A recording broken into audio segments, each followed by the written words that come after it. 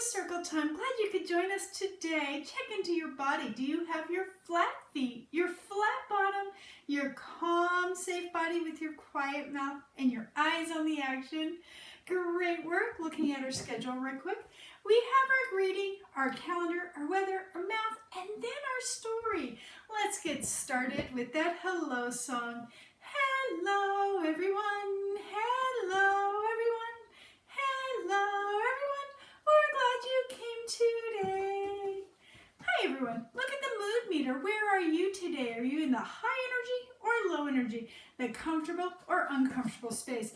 That high energy and uncomfortable red zone where you might be feeling angry or mad or frustrated about something or just really nervous. Or are you in that low energy and uncomfortable blue zone where you might be feeling sick or sad or just tired?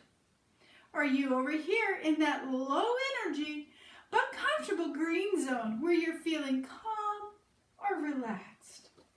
Or are you up here in that high energy and comfortable yellow zone where you're feeling happy, surprised, or silly today? Check in, tell someone around you. We'll wait. Good morning, Kaylee.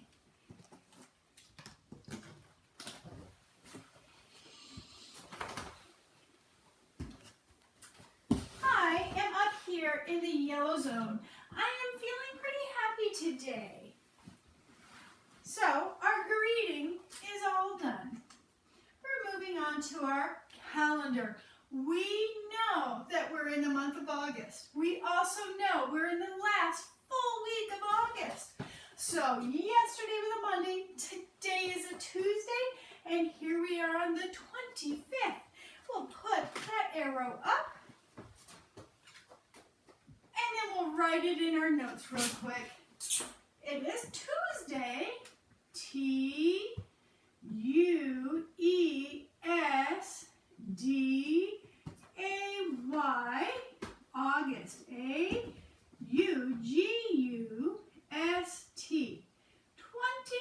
25th, and the year is 2020. Great work, everyone. So our calendar is all done. We're going to move on to our weather. So you want to look out your window to see what you can see. Today, it's still cool, but it is supposed to get up to 74 degrees and sunny here in North Bend, Washington. So we'll put that on sunny, and we'll put this on warm, because it's only going to feel warm today at 74 because it's been so hot lately. So we'll say sunny, S-U-N-N-Y, 74 degrees, and warm, W-A-R-M. Great work, everyone. So our weather is all done. We're moving on to our math. We're doing our 10-frame math with our math board. So let's put up our pens. We put them away yesterday, so we know we have all 10 pens. 1, 2, 3, 4, 5, 6, 7, 8, 9, 10. We do. It's a good thing we put them away. And we're going to roll the ball.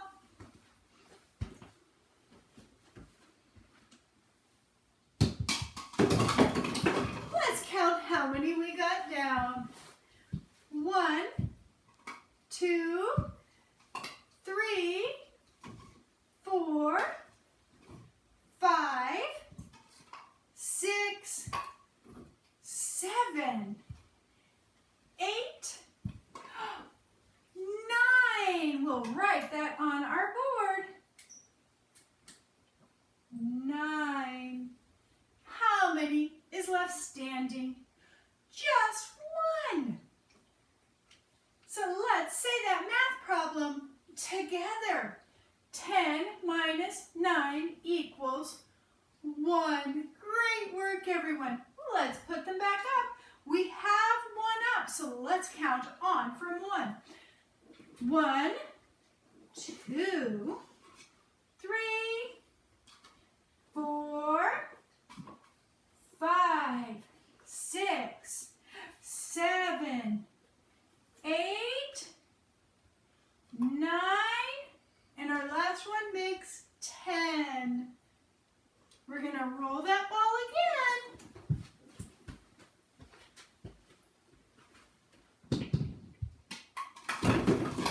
How many did we get down this time? Let's count them. 1, 2, 3, 4, 5, 6. We'll write that 6 on our math board. How many are left standing? Let's count them. 1, 2, 3, 4. We'll write our 4. Let's say that math problem together. 10 minus 6 equals 4. Great work, everyone. Let's put them back up. We have up 4, so we're going to count on. 4, 5, 6, 7, 8, 9, 10. Let's roll the ball.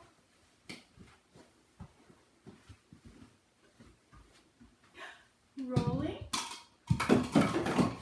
Let's see how many we got down this time. 1, 2, 3, 4, 5, 6. Oh, let's get this one out without knocking them down. 7. Writing our 7 up there.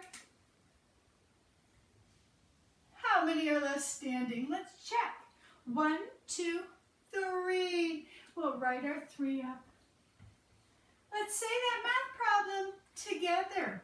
10 minus 7 equals 3. Great work, everyone. Putting them back up. 3, 4, 5,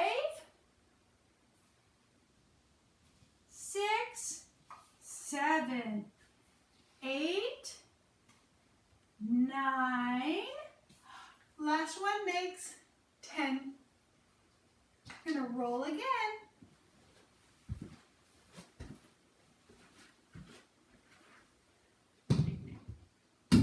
How many did I get down that time? 0. We'll write that 0. We'll see how many are standing. 1, 2, 3, 4, 5, 6, 7, 8, 9, 10. Let's write that on the board. We'll say that math problem together. 10 minus 0 equals 10. Great work, everyone. We'll put away our math because we always put away our toys. 1, 2, 3, 4, 5, 6, 7, 8, 9, 10. So we know we have all and our ball on top. Checking our schedule. Math is all done. We're moving on to our story.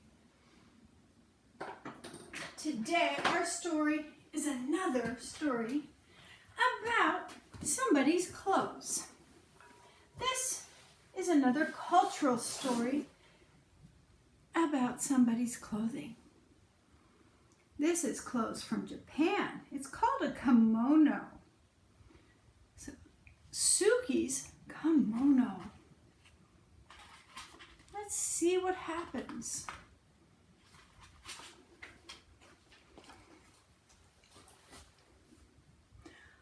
On the first day of school, Suki wanted to wear her kimono. Her sisters did not approve. "You can't wear that," said Mari. "People will think you're weird." "You can't wear that," said Umi. "Everyone will laugh and no one will play with you. You need something new, Suki. You need something cool."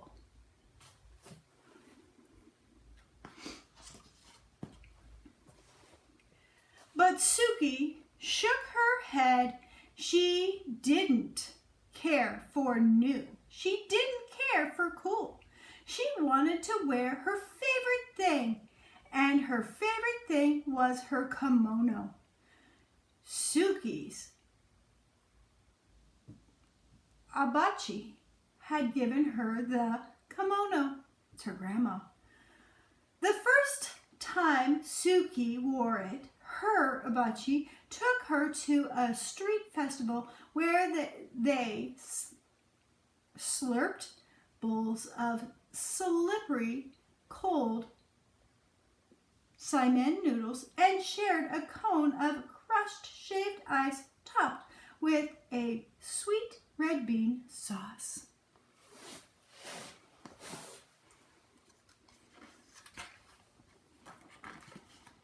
Under strings of paper lanterns, Suki joined her Abachi in a circle dance. She followed her and copied her movement, trying to be as light and graceful.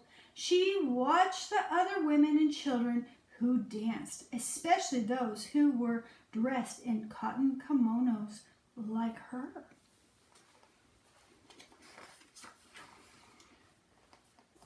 Later, Suki sat so close to the stage that when the taiko drummers performed boom, boom, boom, boom, she felt like she'd swallowed a ball of thunder and her whole insides quaked and quivered. Before they left the festival, Suki and her Abachi stopped at a souvenir stand. There were many things to choose from, but her Abachi found the prettiest thing of all, a handkerchief of pale pink linen decorated with tiny maple leaves and cherry blossoms. When she gave it to Suki, she said, "This will help you remember our day."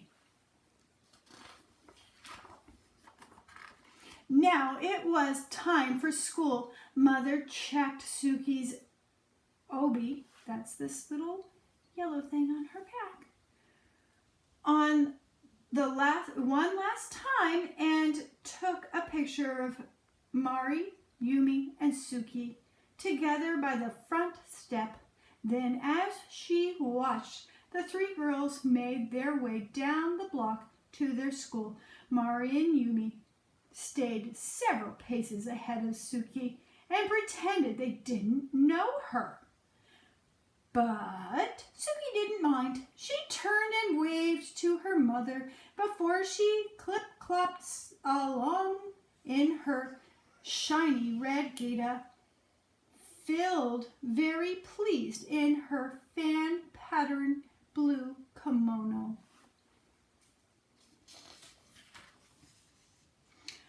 Once in a while, Suki would lift her arms and let them butterfly sleeves flutter in the breeze. It made her feel like she'd grown her own set of wings.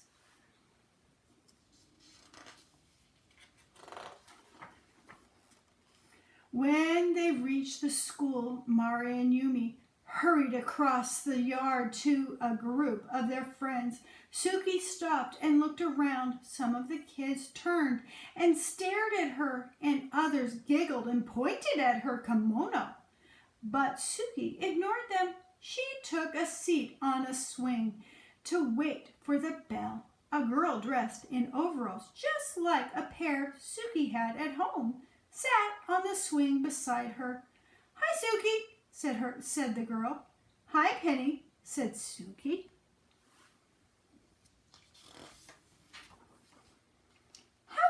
to dress so funny," Penny asked. "Where did you get those shoes?" Suki lifted her feet off the sand and wiggled her toes. "I'm not dressed funny," she said. "My grandma gave me these shoes." Suki pumped her legs up. After a moment, Penny did the same, and soon they were both swinging as fast and as high as they could. Swoosh, swoosh, up and up.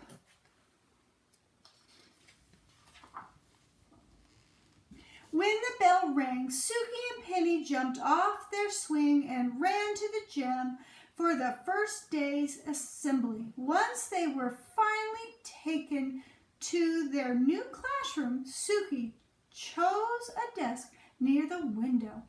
Penny chose a desk next to Suki.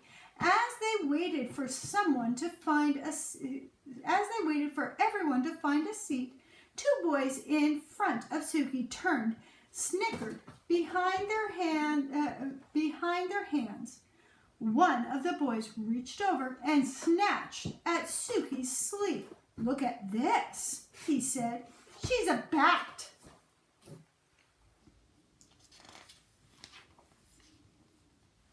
Suki felt her cheeks burn, but she did not respond. Instead, she concentrated on sitting up straight and tall, the way her Obachi always did. It was easy to do with an obi around her snug around her middle. Her obi was golden yellow, and in its folds Suki had tucked away her pale pink handkerchief. "Welcome to the first grade," said the teacher. "My name is Mrs. Pagio." She smiled. "Let's introduce ourselves and tell everyone what we did this summer." When it was her turn to speak, Suki stood up and told the teacher her name. "Hello, Suki," Mrs. Pagio put. "What did you do this summer?" "My grandma visited us," she said, straightening her sleeves. "She brought me my kimono and my gita." Suki raised her foot to show the teacher her wooden clog.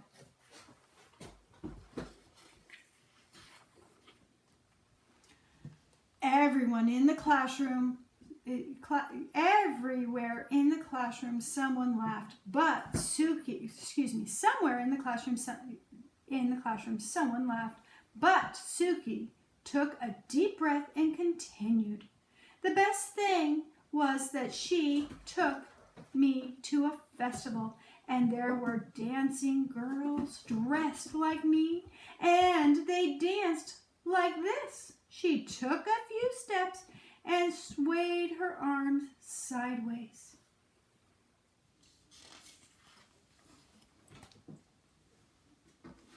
"Look, now she's dancing," someone said. But Suki didn't hear. She hummed the music she remembered hearing at the festival. She remembered how it felt to dance barefoot in the open air on fresh-cut grass that tickled her toes. She tried to picture the other dancers, how they moved forward in the circle with their rhythm of the music, how they stamped their feet first right, then left, swing their arms first up, then down, how they stepped back and forth and back, then clapped. When Suki couldn't remember the next step, she made it up just to keep dancing. 1, 2, 1, 2, 1, 2, stop. When she finished, the room seemed very quiet. Everyone was watching her. Suki sat down, wondering if she was in trouble.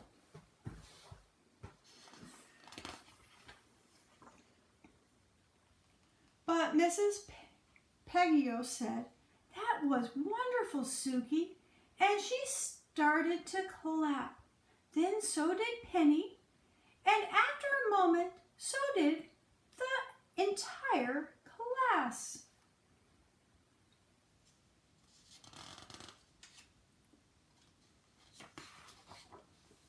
After school, as the three sisters walked home together, Mari and Yumi grumbled about their first day. "No one even noticed my sweater," said Mari. "No one even noticed my cool shoes," said Yumi. But Suki just smiled as she clip-clopped along behind them.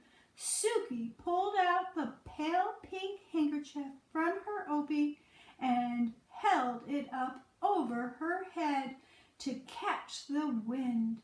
And in her blue cotton kimono and in her shiny red gaiter, Suki danced all the way home. So that is our story about a young lady who had enough self-confidence to wear what she wanted to wear to school in her own cultural style of clothing. So let's write a rainbow sentence about this one. We're going to talk about this little girl because that is our main character of our story. And she was a pretty happy little girl. So that will be our noun and our adjective. And because it's all about what she wore, we're going to say she dressed as our verb. How she was dressed in something. So let's get writing of our sentence. We're going to write girl here. Now I can say she's a happy girl. I can say she's a little girl. I'm going to say she's happy. Because yesterday we talked about her, the person's age. So let's go with happy today. A happy girl. So we have our article, our red word. We have our adjective is happy. We have our noun, which is girl. Now our verb is dressed. She dressed confidently. So she had a lot of confidence about it. Her sisters told her, "Don't wear it. You're going to get made fun of." She said, "Nope, I'm wearing it." She was confident that she could do that. She could wear her own cultural clothing to school.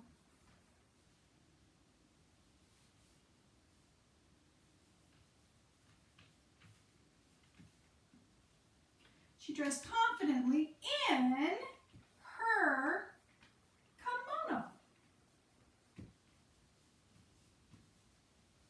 And we'll add a period at the end because it's a statement.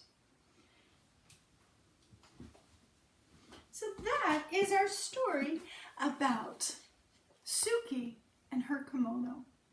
I hope you have a wonderful day. We'll see you tomorrow. Bye.